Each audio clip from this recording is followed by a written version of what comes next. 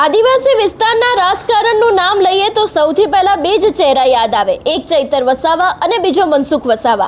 આપણે જોતા આવે છે કે છેલ્લા ઘણા સમયથી બંને નેતાઓ એકબીજા પર આક્ષેપો મૂકી રહ્યા છે। એવામાં હવે ચૈતર વસાવાના ગઢમાં મનસુખ વસાવાએ સીધા જ આક્ષેપો એવા મૂક્યા છે કે ચૈતર વસાવા લોકોને છેતરવાનું કામ કરે છે અને તે એવી જ રીતે વિધાનસભા પણ જીત્યા છે। સમગ્ર મામલો શું છે તેની વિગતે વાત કરીએ। નમસ્કાર, હું હંસિની અને તમે જોઈ રહ્યા છો નિર્ભય ન્યૂઝ। ગુજરાતમાં રાજકારણ ગરમાયું છે। એવામાં અત્યારે હાલ જે રીતે આદિવાસી વિસ્તારની અંદર રાજકારણ જોવા મળી રહ્યું છે, બંને નેતાઓ એકબીજા પર આક્ષેપો મૂકી રહ્યા છે। મનસુખ વસાવા અને નીલ રાવ વચ્ચે જે આખી મગજમારી થઈ હતી એને લઈને ચૈતર વસાવા અને તેમના પત્ની બંનેનું નિવેદન સામે આવ્યું હતું। મનસુખ વસાવાએ ખુલાસો પણ કર્યો હતો, પણ હવે ચૈતર વસાવાના ગઢની અંદર જ મનસુખ વસાવાએ સીધા જ આક્ષેપો અને સીધા પ્રહાર ચૈતર વસાવા ઉપર કર્યા છે। વધુમાં આ વિષયને લઈને મનસુખ વસાવાએ શું કહ્યું તે સાંભળીએ। એવી તેવી વાત નથી।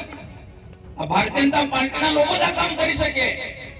અલ્યા મવલ્યા પેલા આમ આદમી પાર્ટીના કોઈ તાકાત નથી કે આવું કામ કરી શકે। અને સીધી વાત છે ને ભાઈ, તમારે કહેવાનું જ્યારે મત લેવા જાવ તો તમારે કહેવાનું કે કેન્દ્રમાં ભાજપની સરકાર છે, રાજ્યમાં પણ ભાજપની સરકાર છે, અને તાલુકા અને જિલ્લામાં પણ ભાજપની સરકાર આવવાની છે। આમ આદમી પાર્ટીનું કશું છે જ નથી ભાઈ। અમારા ઘણા નેતાઓ કહે છે, ખાસ કરી નરેશ પટેલ, આપણે આદિજાતિ કલ્યાણ મંત્રી, એમ કહે છે ને એના ભાષણની અંદર કે જેની દુકાન જ નથી, જેની દુકાન જ નથી એ ઉધાર આપવા નીકળ્યો છે। જેની પાસે દુકાન જ નથી એ ઉધાર આપવા નીકળ્યો છે। આ ઠગવા નીકળ્યા છે આ લોકો। વિધાનસભામાં લોકો ને છેતરીને લઈ ગયા, મફત આપીશું, મફત આપીશું, મફત આપીશું। જંગલ વિસ્તારમાં જેમ કે અમને હાડકી કાઢવાના આદિવાસીને લોકો માની ગયા અમને વાતમાં, ધારાસભ્ય બની ગયો। પણ હું તમને વિશ્વાસ અપાવું છું, આ તાલુકા પંચાયત, જિલ્લા પંચાયતમાં આપણે એમનું ભાન કરાવી દઈએ, એના સુપડા સાફ કરી નાખે, આમ આદમી પાર્ટીના સુપડા સાફ કરી નાખે, અને વિધાનસભાની ચૂંટણી આવતા સુધીમાં આમ આદમી પાર્ટીને ઝીરો કરી દઈએ। એક તાકાત આપણામાં છે, એક તાકાત ભારતીય જનતા પાર્ટીના કાર્યકર્તામાં છે। આમ આદમીના પાર્ટીના લોકો ચૈતર એન્ડ કંપની લોકોને છેતરવા નીકળ્યા છે, ઠગવા નીકળ્યા છે।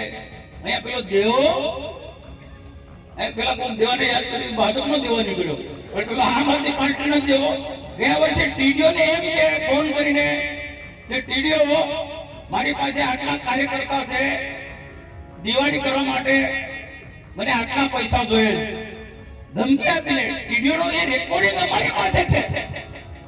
તો તમારે આવા લોકો આમ આદમી પાર્ટીના આવા લોકોને ચૂંટણી મોકલવાના છે ભાઈ। બોગસ ગોલીવાળામાં છે, ચૈતર વસાવા ગામમાં। આવું કોણ કરે ભાઈ? એના ગઢમાં જવાનું એ મનસુખ વસાવા ભાજપનો કાર્યકર જ હિંમત કરી શકે। અને એટલા માટે એમને ખુલ્લા કરું છું મેં, આવા તોફાનીઓને ગમે તેની સાથે લડાઈ કરવાના, ઝઘડો કરવાના, એટલે 19 જેટલી એફઆઈઆર કરી, એના પર 19 જેટલી, અને કોર્ટે એના કારણે તડીપાર કર્યો છે। ને લોકોમાં કે મોદી સાહેબ અમારાથી ડરે છે, આમ આદમી પાર્ટી ડરે છે, ચૈતર વસાવાથી ડરે છે, મનસુખ વસાવા ચૈતર વસાવાથી ડરે છે, એટલે તડીપાર કરે। તડીપાર કે સરકાર થોડી કરે, એ તો કોર્ટ કરે ભાઈ। જે ગુના કર્યા છે એ ગુનાનું પરિણામ તો ભોગવો ભાઈ। ગમે તેને મારી દેવાનું, ગમે તેને ભોગવો કરવાનું, આ નેતાના સંસ્કાર છે ભાઈ। આવો ધારાસભ્ય હોય, ધારાસભ્ય તો કેટલી સારી સારી સારી વાતો કરે, ધર્મની વાતો કરે, જ્ઞાનની વાતો કરે, યુવાનની પોઝિટિવ વાતો કરે, દીકરીઓને સારી નોકરી મળે, સારી રીતના દીકરીઓ શિક્ષણ પ્રાપ્ત કરે, કોઈ દીકરી ડોક્ટર બને, એન્જિનિયર બને, એના માટેની બધી વાતો કરે, એના માટેનું માર્ગદર્શન આપવું જોઈએ। આ તો ગેરમાર્ગે દોરે છે અબો કરીને। ગુજરાતના મુખ્યમંત્રી સાહેબના નેતૃત્વમાં આપણે તાલુકા પંચાયત ને જિલ્લા પંચાયતો પણ બનાવવાની છે। એક પણ સીટ આપણે જાય એવું નથી કરવાનું, એક સીટ આપણા ચિત્તા તાલુકાને બનાવવાની છે, જિલ્લા પંચાયતની બંને સીટ આપણે જીતવાની છે।